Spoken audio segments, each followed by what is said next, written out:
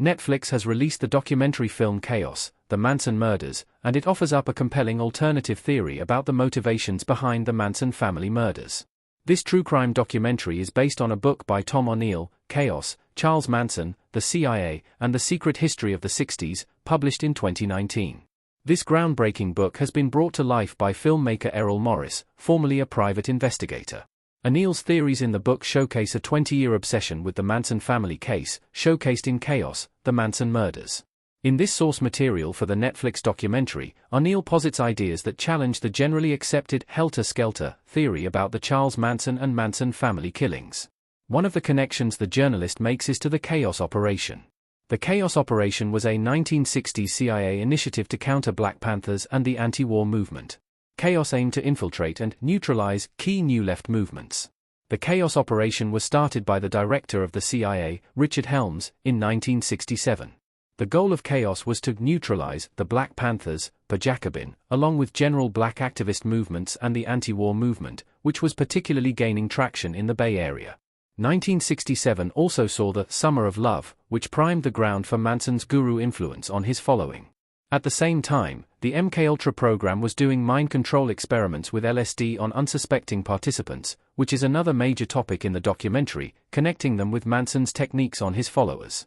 Helms launched Chaos with the approval of both President Lyndon B. Johnson and Ronald Reagan, who was California's governor at the time. Chaos was not the only operation launched with this goal in mind. J. Edgar Hoover of the FBI also revived an operation named COINTELPRO and focused it on the Los Angeles chapter of the Black Panther Party in 1967. The strategy of these operations was to infiltrate and wipe out these left-wing movements by manipulating them into committing crimes. The FBI pitted Black Panthers and Satan's slaves against each other. COINTELPRO utilized the conflict between these groups.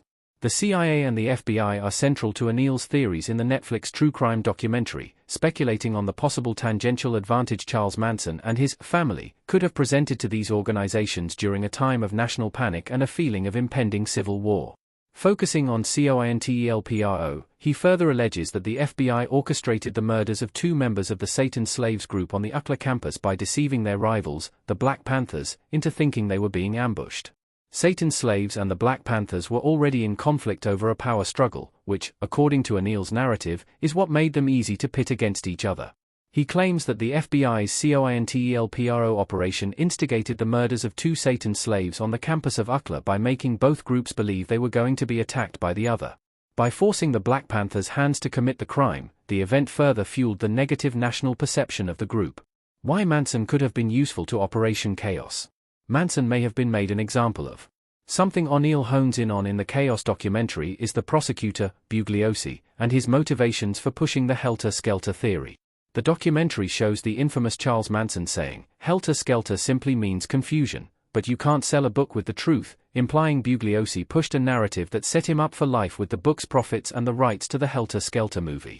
The prosecution narrative succeeded in painting a picture of anti-war and hippie movements as threatening. According to the overwhelmingly accepted helter-skelter theory, Manson's followers believed that biblical scripture foretells a race war in which black people would wipe out all white people, but they would be spared, and they would escape to the desert and live in the bottomless pit. O'Neill concedes that the followers may have believed this, but that Manson's motivations were different. However, Bugliosi's narrative links them to national fears of race war and sets him up as the white knight protecting America by succeeding in prosecuting Manson and his family. This is possibly a tangential link between the Manson family murders and the Chaos operation. The crime scenes had statements such as "death to pigs" written in the victim's blood, which read as if they were using the language of the Black Panthers' sentiments to make a statement about the crimes. Although Tom O'Neill maintains in Chaos, the Manson murders that he cannot definitively claim that Manson was used as a tool in this way, he expresses the belief in the documentary that Manson was able to get away with it for 2 years because of the political optics.